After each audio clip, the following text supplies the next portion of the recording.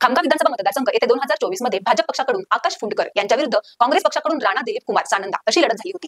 यामध्ये आकाश फुंडकर यांना 1,10,599 एवढी मते मिळाली होती, तर राणा दिलीप कुमार सानंदा यांना 85,122 एवढी मते मिळाली होती। यामुळे 2024 मध्ये आकाश फुंडकर हे आमदार म्हणून निवडून आले होते।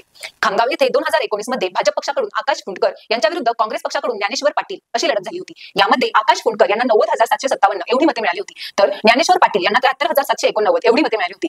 यामुळे 2019 मध्ये आकाश फुंडकर हे आमदार म्हणून निवडून आले होते। खामगाव येथे 2014 मध्ये भाजप पक्षाकडून आकाश फुंडकर यांच्या विरुद्ध काँग्रेस पक्षाकडून सानंदा दिलीप कुमार अशी लढत झाली होती। यामध्ये आकाश फुंडकर यांना 71,819 एवढी मते मिळाली होती, तर सानंदा दिलीप कुमार यांना 64,758 एवढी मते मिळाली होती। यामुळे 2014 मध्ये आकाश फुंडकर हे आमदार म्हणून निवडून आले होते।